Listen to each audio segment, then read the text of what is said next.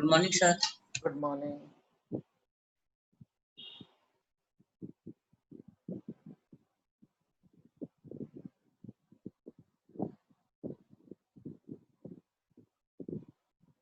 So there is still 1 minute left, so we will wait.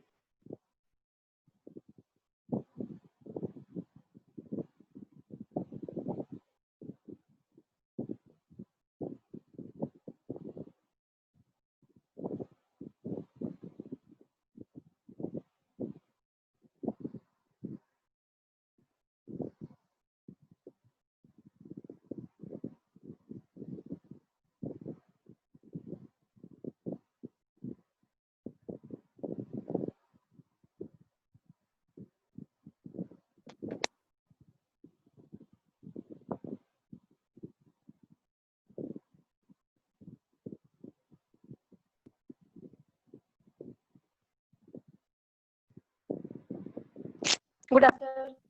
Good afternoon.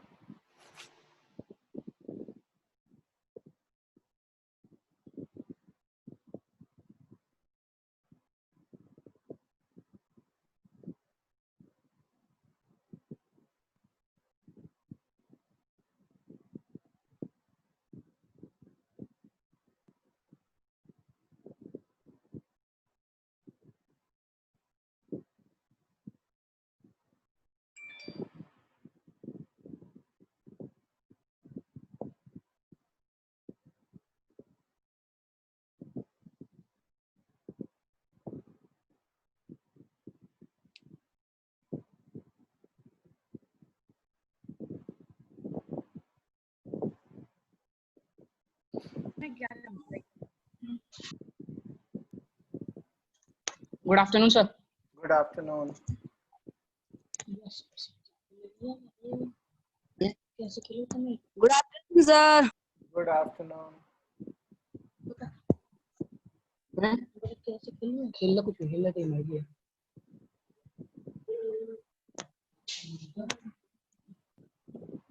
Sir आपने उस दिन कौन सा बताया था? मैं उस दिन आए नहीं थे। आपने शायद एएस बताया था। हाँ, वो एक क्विक रिवीजन कर लेंगे क्योंकि प्रूफ्स तो करने नहीं है हमें इनके, है ना? तो बहुत समय नहीं लगेगा। हम सारे जो क्राइटेरिया है एक बार लिस्ट कर लेंगे और फिर क्वेश्चंस करेंगे। सीखेंगे आप तब जब क्वेश्चन कर पाएंगे, ठीक है ना? तो अगर मिस हो गई थी क्लास तो कोई बात नहीं है, आप पिक कर पाएंगे आज भी, कोई प्रॉब्लम नहीं। Okay sir.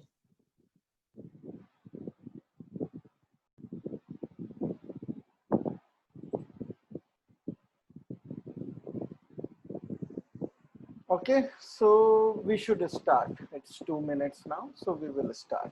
Okay, so now let's look at, we talked about congruency. You have studied congruency in class, I think 7th also.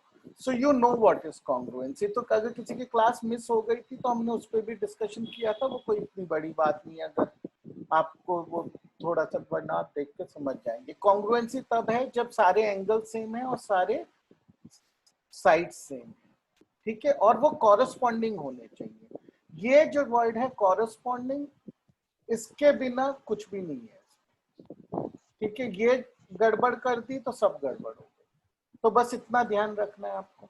अब हमने क्राइटेरिया की बात की थी, राइट? तो जो सबसे पहला क्राइटेरिया होता है वो होता है side angle side. Side angle side ये है कि दो साइड पता है हमें, मान लीजिए ये साइड पता है जो इसके इक्वल है, और ये वाली साइड, सॉरी सिंगल लाइन से करेंगे, ये वाली साइड इसके इक्वल है, तो एंगल भी इन्हीं के बीच का होना चाहिए। और अगर वो इक्वल है तो कॉन्ग्रुएंसी है। इसको बोलते हैं साइड एंगल साइड। इसको एक्सियम माना जाता है, इसको हम प्रूव नहीं करते, इसको ऑब्वियस माना जाता है, ठीक है। फिर हम आते हैं दूसरी थ्योरम पे, एएस से rule, which is angle side angle. तो इसमें एक एंगल हमें पता है और दूसरा एंगल पता है, और वो दोनों एंगल उसी लाइन पर होने चाहिए, तो हम बोलते हैं एंगल साइड एंगल, ठीक है। दोनों ही ट्राइंगल्स में ऐसा होना चाहिए। अगर ये इसके इक्वल है और ये इसके इक्वल और साइड दोनों में इक्वल है तो कॉन्ग्रुएंसी प्रूव हो जाती है, एंगल साइड एंगल। अब इसका प्रूफ जो है वो नॉर्मली होता है कोर्स में, इस साल कोविड की वजह से नहीं है, तो अभी के लिए हम स्किप कर देंगे, टाइम मिला देखेंगे। तो अब आगे अगर हम बढ़ें तो एक चीज हमें जरूर देखनी चाहिए कि थियरम तो है एंगल साइड एंगल, राइट, जिसमें कि हम इंक्लूडेड साइड होती है दो एंगल, राइट। लेकिन एक Yes. और इसी से हम डायरेक्टली प्रूव कर सकते हैं बिना किसी लंबी मेहनत के कि अगर AS से ट्रू है तो AAS भी ट्रू है। AAS क्या है कि हमारे पास एक साइड है, उसके ऊपर एक एंगल पता है हमें, और ये वाला एंगल नहीं पता हमें, कोई और एंगल पता है ट्रायंगल का यहाँ पे, और दूसरे ट्रायंगल में भी हमें पता है कि ये साइड सेम है, ये वाला एंगल सेम है, और एक दूसरा एंगल सेम है, non included angle same, right. अब अगर ऐसे दो ट्रायंगल हमें पता है तो वो भी कॉन्ग्रुएंट होते हैं। ये बहुत इजी है प्रूव करना, क्यों?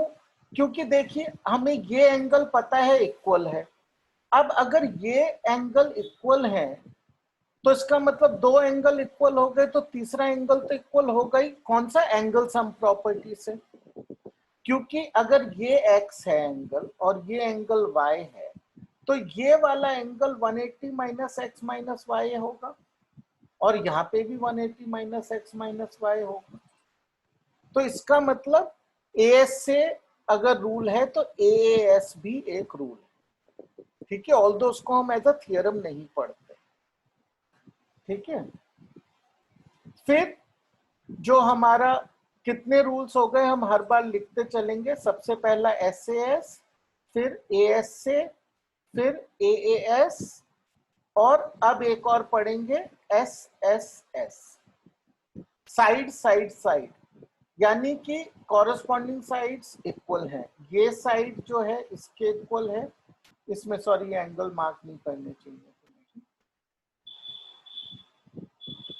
बनाते वक्त गलती हो गई। ये एंगल, ये साइड इसके इक्वल है, ये साइड इसके इक्वल है, और ये साइड इसके इक्वल। तो ये हो गया side side side, fourth rule हमारा। ओके, ऑल्दो ये इन दोनों को मिलाकर एक ही बोल लेते हैं। तो ये फर्स्ट रूल हो गया, ये सेकंड रूल हो गया, ये थर्ड रूल, ठीक है। अब हम देखते हैं फोर्थ रूल। फोर्थ रूल जो है वो है राइट एंगल हाइपोटेन्यूज। तो राइट एंगल दोनों ट्राइंगल में है। Hypotenuse is defined as the side opposite to the right angle. तो इसके ऑपोजिट जो साइड है वो यहाँ पे और यहाँ पे सेम है, और कोई भी एक साइड, मान लीजिए हम ये वाली ले लेते हैं, तो ये साइड जो है यहाँ पे एक कॉरेस्पॉन्डिंग साइड के इक्वल, तो ये दोनों ट्राइंगल कॉन्ग्रुएंट हो गए। तो ये RHS हमें चाहिए ही क्यों? ये राइट एंगल में एक अलग से रूल क्यों बनाया हुआ जब सब रूल बाकी हर एक ट्राइंगल के लिए होते हैं? व्हाट इज सो स्पेशल कि एक राइट एंगल के लिए अलग से रूल बनाया जाए? किसी को इसका आंसर मालूम है?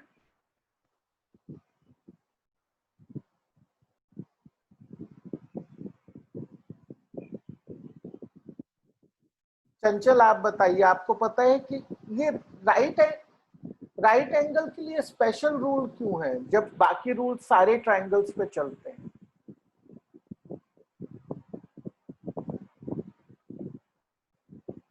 Okay, I guess nobody knows this. तो ये हमने पहले, ये RHS रूल हमने 7th स्टैंडर्ड में पढ़ा होगा, राइट? लेकिन यस सर। लेकिन ये अलग से स्पेशल ट्रीटमेंट क्यों है? राइट, ये एक बार आप समझ लीजिए, ठीक है, ये पूछा नहीं सर इसके जाएगा। में सर हम दोनों साइड निकाल सकते हैं।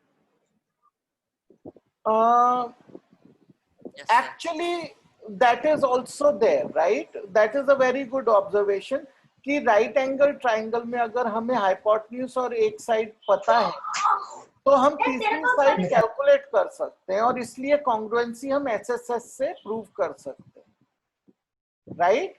Very good point. लेकिन ये एक्चुअली हम देखते हैं कि RHS रूल है क्या।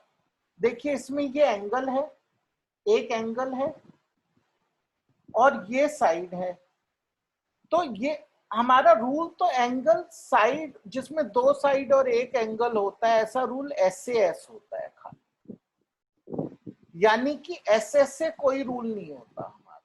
This is not a rule,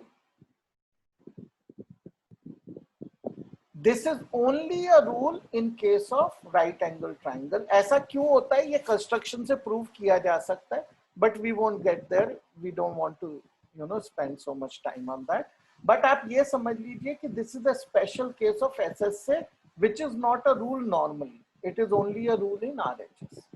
okay, ये कभी पूछा नहीं जाएगा एग्जाम में, तो बहुत ज्यादा चिंता की बात नहीं। ठीक है, अभी हम ये क्वेश्चंस करेंगे कुछ, उससे सब समझ आ जाएगा। लेकिन एक बार रिवाइज कर लेते हैं फिर से सारे कॉन्ग्रुएंसी के वो क्राइटेरिया बोलिए। सबसे पहला जो एक्सियम है, ट्रिपल एस नो वो एस SAS है जो एक्सियम है। फिर ASA और AAS दोनों को एक साथ ले लीजिए। फिर है SSS और RHS। ठीक है, तो ये चार हैं जो हमें याद करना।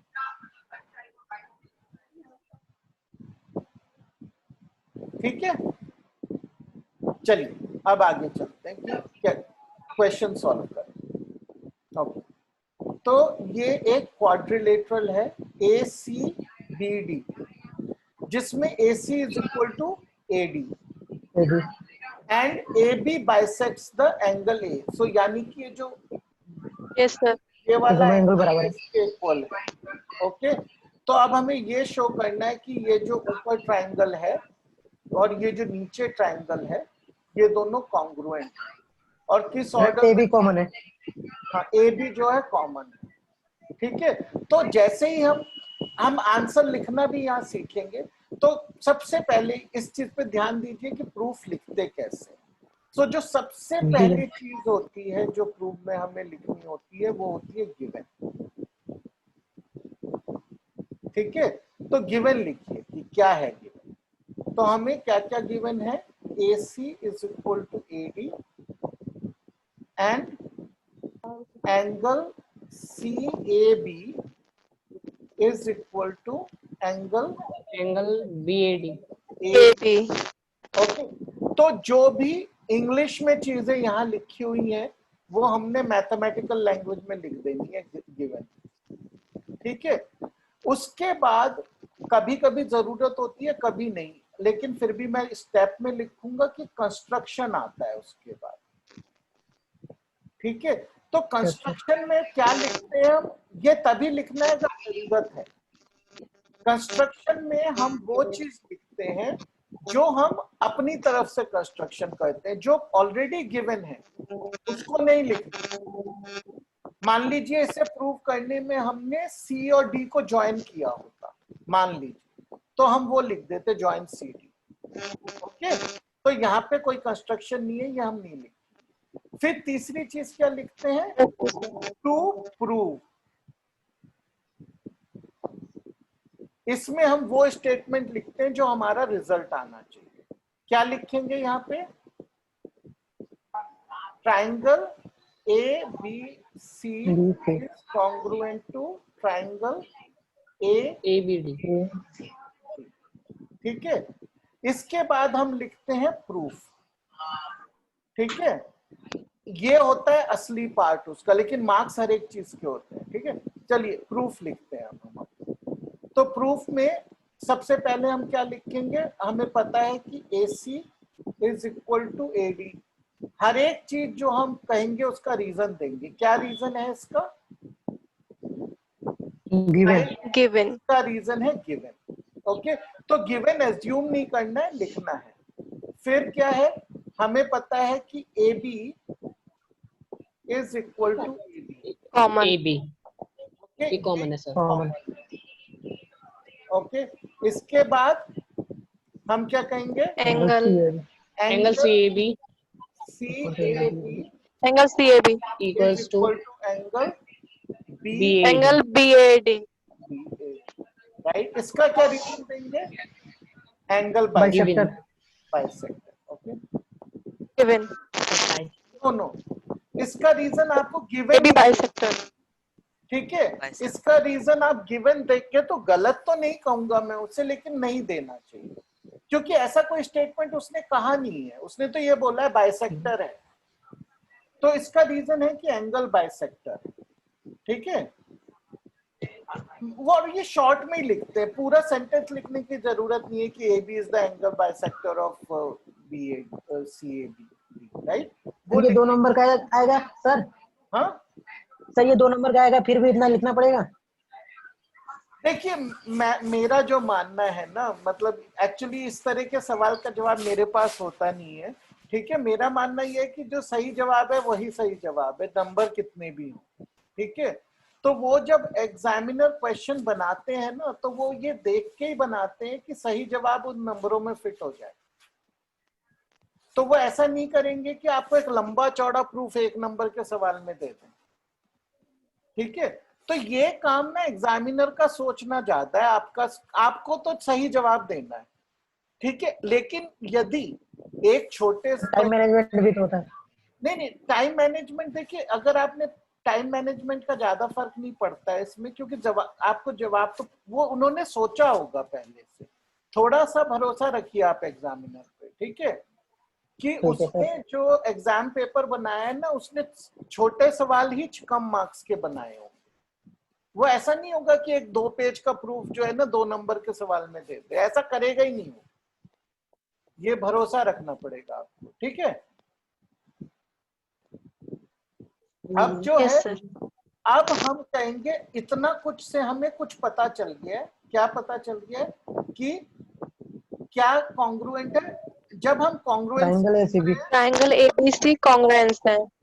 हाँ, तो उस समय हमें किसका ध्यान रखना है? बहुत ज्यादा ध्यान रखना है कॉरेस्पॉन्डेंस का। तो ट्राइंगल हमने पहला तो लिख लिया आराम से, ABC is congruent to what? Triangle A के कॉरेस्पॉन्डिंग क्या है? ए है, बी। क्योंकि एंगल में कॉमन है। ठीक है, A. और AB AC के इक्वल है, तो C के कॉरेस्पॉन्डिंग है D, राइट, और ये है B, तो ABD।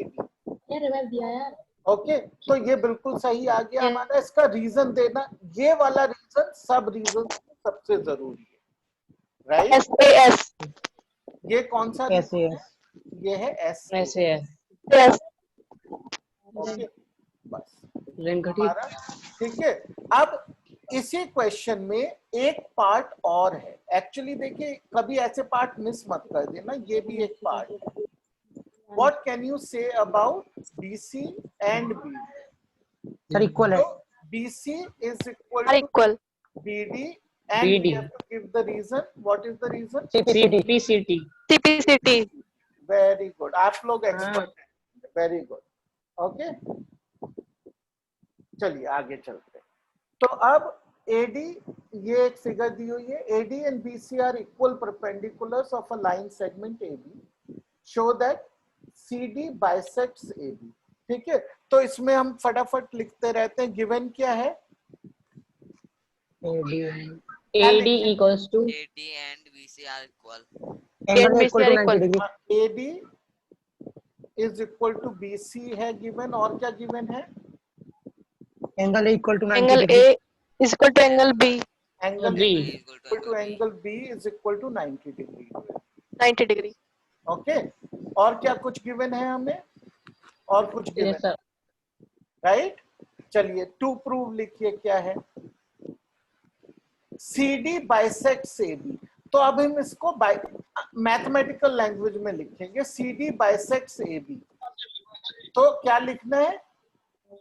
AO is equal to OB OB. Okay, prove करने। ये हमें प्रूव करना है टू। ठीक है, इसमें हमें कंस्ट्रक्शन की जरूरत नहीं है, सीधा प्रूफ पे आ जाएंगे। क्या प्रूफ है इसका? AD equal to BC। ठीक है, ये दोनों तो एज इट इज आई गए, यहाँ मैं लिख नहीं रहा हूं दोबारा। ठीक है, अब तीसरी चीज और ढूंढनी है, वो क्या है? Sir OD equal Angle to OE. The OC। vertical opposite vertical Angle. Opposite वो angle, right. Angle O equals to angle O.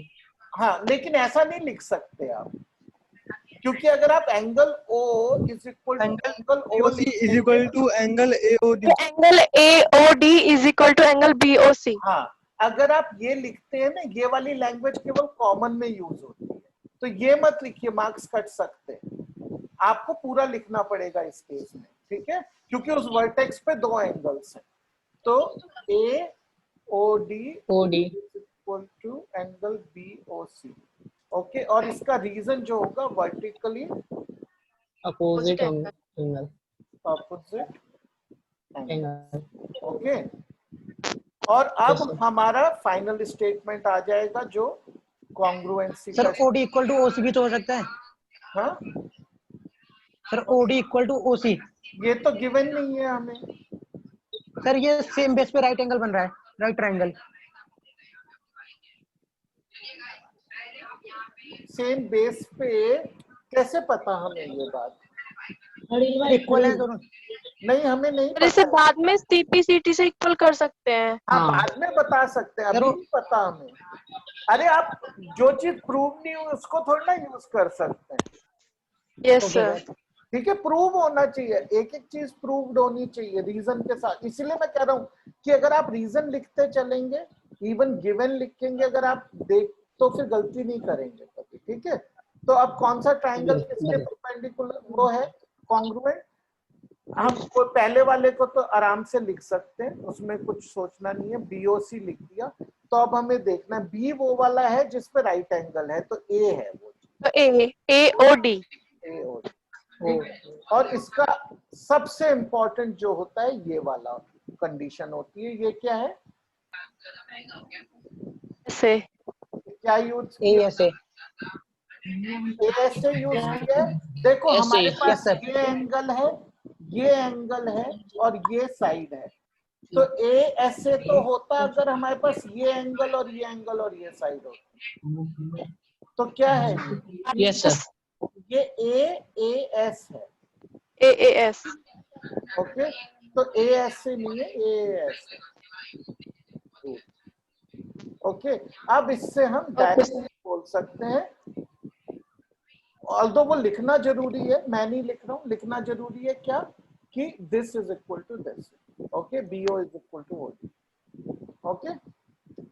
O sorry, BO Okay, is sir. Equal to OD, okay. चलिए आगे करते हैं एक और question. Reason क्या देंगे? किसमें? सिप उसमें CPCT, AO is equal to Yes sir. and the reason is CPCT, बस डन, ओके। चलिए Yes. अब ये वाला करते, ये उन सब से थोड़ा सा हो सकता है कठिन लगे, करके देखते, ठीक है। तो सबसे पहले बिना कुछ सोचे गिवन लिख देंगे, क्या है, AC is equal to AE, AB is equal to AD, angle BAD is equal to angle BAC, ठीक है। टू प्रूफ भी एकदम क्लियर है इसमें, क्योंकि हमें कुछ भी इंग्लिश से मैथ्स में कन्वर्ट नहीं करना है यहाँ, ओके। तो ये लिखना ट्रिवियल था, यहाँ पे जहाँ पे कन्वर्ट करना होता है वहां थोड़ा सा दिमाग लगता है, ठीक है। अब प्रूफ क्या है, प्रूफ बताइए। सबसे पहले ना, ट्रायंगल को अगर कॉन्ग्रुएंट कर दे। हाँ, अभी हमें ऐसे में क्या सोचना है कि हम को ये दिखाई दे रहे हैं एंगल्स इतने सारे इक्वल हैं, साइड इक्वल हैं, तो पहले हमें कोशिश करनी है कि कोई कॉन्ग्रुएंट ट्रायंगल इसमें ढूंढ लें। तो कौन से ट्रायंगल कॉन्ग्रुएंट है, ठीक है, कौन से ट्रायंगल्स कॉन्ग्रुएंट है? देखिए ये ट्रायंगल ABC. ये राइट, ये वाला जो ट्रायंगल है ABC, और ये जो दूसरा ट्रायंगल है ये डॉटेड से बनाता हूँ, DE. हाँ, ADE, ओके। ये कॉन्ग्रुएंट है, राइट, ADE। तो कैसे करेंगे इन्हें कॉन्ग्रुएंट प्रूव? हमारे पास साइड्स हैं और उनके बीच का एंगल जो अवेलेबल है वो पार्शियली अवेलेबल है, राइट, Yes sir. ओके। वो Sir, but जो अवेलेबल नहीं है उसे अगर हम दोनों साइड में दोनों एंगल में प्लस कर देंगे तो दोनों सेम आ जाएंगे। Very very good. तो इसका जो अप्रोच है वो हम सबसे पहले ये दोनों तो यहाँ पे ले ही आए, कंडीशंस गिवन लिख दी, फिर हम इसको ले आए। जब हम ये लेके आए, ठीक है, अब इससे हम वो फॉर्म करेंगे अपना एंगल जो हमें चाहिए। कौन सा एंगल जोड़ेंगे इसमें? DAC, right? DAC। ये DAC।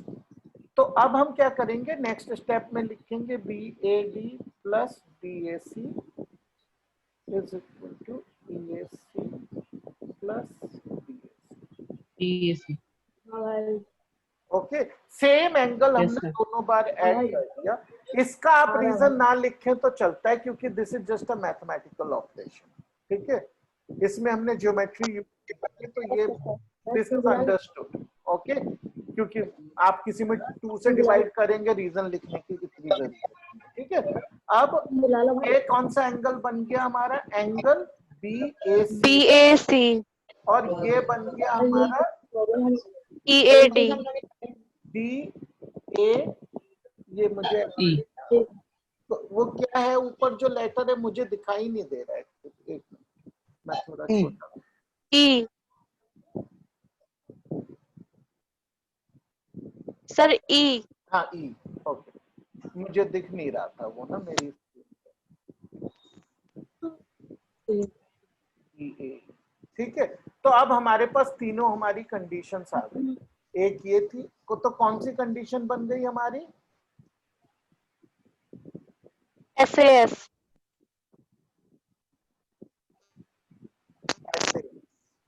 ओके,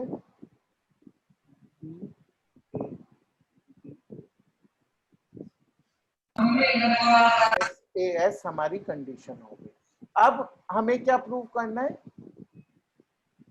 क्या प्रूव करना है? BC BC to D। वो CPCT से डायरेक्टली आ जाए, राइट? क्योंकि ये BC है। Yes sir. Yes sir। तो वी कैन डायरेक्टली नाउ से, ठीक है। ओके, तो देखने में कॉम्प्लेक्स फिगर थी सर मीन्स हमें ओनली कॉन्ग्रुएंस करने पे फोकस देना है। नहीं। देखिए, अब मैं आपको एक बात बताता हूँ। अभी क्या होता है कि ज्योमेट्री में जब हम चैप्टर के अंदर क्वेश्चन करते हैं ना, तो हमें ये पता है कि कुछ भी हो ये बिना कॉन्ग्रुएंस के सॉल्व ही नहीं होगा, ठीक है। फिर जब आपका सिलेबस इकट्ठा होता जाएगा, राइट, अभी आपने कॉन्ग्रुएंसी भी पढ़ ली, 10th में आप सिमिलैरिटी भी पढ़ लेंगे। अब मान लीजिए आपके फाइनल एग्जाम में क्वेश्चन आएगा, अब आपको तब तो ये डिसाइड करना पड़ेगा कि ये इसमें कौन सा प्रिंसिपल यूज तो आवाज कहाँ जाएगी, है ना। तो अभी के लिए आपकी लाइफ आसान है क्योंकि हम चैप्टर के अंदर के क्वेश्चन कर रहे हैं, तो हमें पहले ही मतलब आधी बैटल तो हमने विन कर ली क्योंकि हमें पता है कि इसमें कॉन्ग्रुएंसी लगेगी, राइट। तो जब तक हम Yes sir। के लेवल तक पहुंचेंगे तब तक हमने ज्योमेट्री में बहुत चीजें कर ली होंगी, सर्कल्स कर लिए होंगे, क्वाड्रिलेटरल्स कर लिए होंगे, तब ये सोचना पड़ता है, सिमिलैरिटी कर ली होगी कि किसका यूज होगा, क्योंकि इवन 9th का प्रिंसिपल यूज होगा 10th में, ठीक है ना। डायरेक्टली 9th के क्वेश्चन चाहे और सब्जेक्ट्स में ना आए आपके 10th में, लेकिन मैथ्स में तो आप ऐसा थोड़ी ना कि अब आपको एडिशन करना भूल सकते हैं आप, है ना। तो मैथ्स में तो जो सीख रहे हैं वो 10th में पूरा यूज होना है आपका, ठीक है। और ज्योमेट्री Yes sir। अगर आप मुझसे पूछे 9th 10th का सबसे इंटरेस्टिंग और सबसे डिफिकल्ट पार्ट ज्योमेट्री है, सबसे मजेदार भी है और सबसे डिफिकल्ट भी है, इसमें सबसे कठिन सवाल बनते हैं, ठीक है। Yes sir। चलिए एक और क्वेश्चन करते हैं। सर प्रूफ करना ज्यादा कठिन है। हाँ, मतलब वही ज्योमेट्री में प्रूफ के क्वेश्चन होते हैं, find an angle type of question होते हैं, ठीक है। तो इनमें समहाउ देखिए कठिन सवाल तो और चीजों में भी बनाए जा सकते हैं, ठीक है, लेकिन समहाउ क्योंकि वैसे भी ज्योमेट्री ज्यादा से ज्यादा 10th तक ही पढ़ाई जाती है, तो अपना जो एग्जामिनर्स हैं अपनी पूरी ताकत इसमें खाली कर देते हैं, इसमें ही सबसे कठिन सवाल होते हैं मान लीजिए। तो इस पे अच्छा फोकस चाहिए आपको, प्रॉब्लम सॉल्विंग ज्यादा चाहिए, ठीक है ना। औरों में फिर भी फॉर्मूले होते हैं, कुछ चीजें होती हैं जो याद करके भी काम चलता है। ज्योमेट्री में कॉन्सेप्ट्स आने चाहिए और उनका यूज करना आना चाहिए, और लिखने का फॉर्मेट भी इंपॉर्टेंट हो जाता है। ठीक है, चलिए आगे बढ़ते हैं। हाँ, ये कैसे होगा क्वेश्चन? ठीक है, तो हमें गिवन क्या है? सबसे पहले कहानी शुरू होती है गिवन से। बताइए गिवन क्या है? A B equal to A C, A B equal to A सी।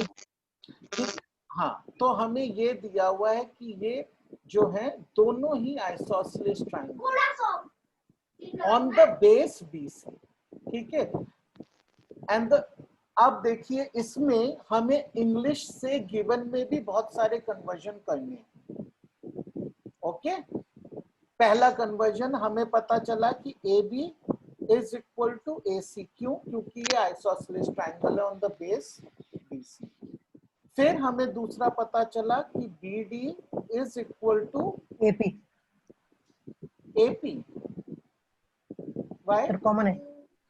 नहीं, BD is equal to DC,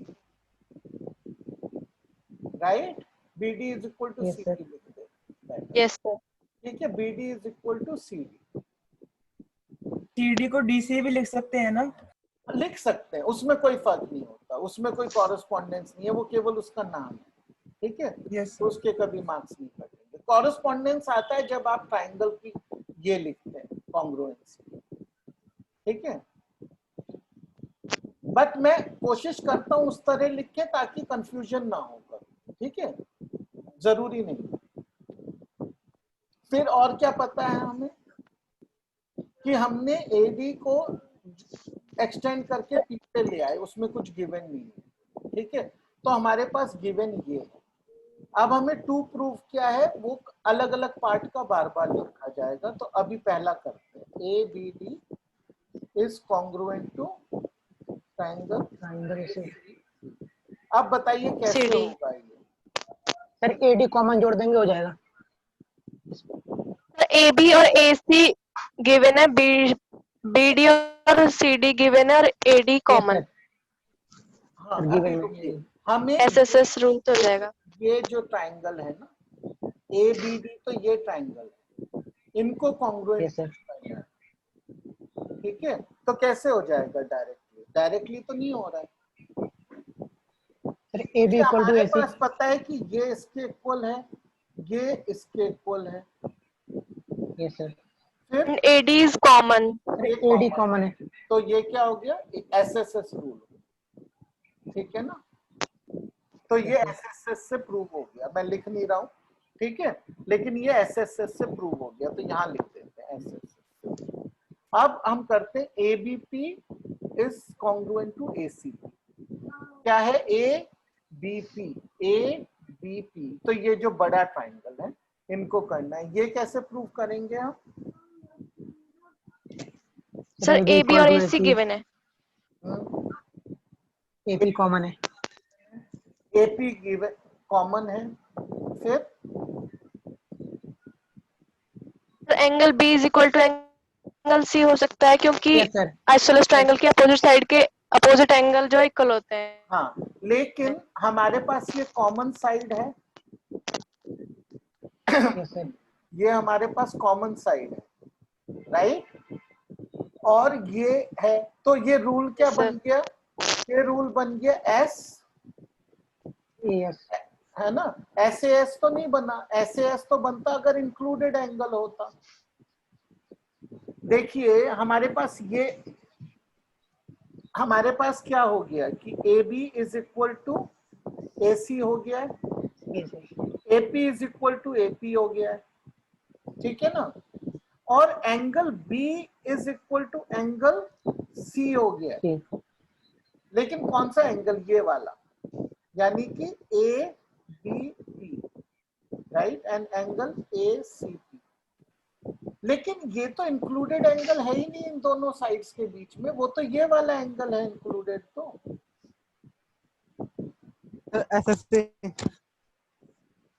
SS से तो कुछ होता ही नहीं है, this is not a rule. Sir included angle का मतलब?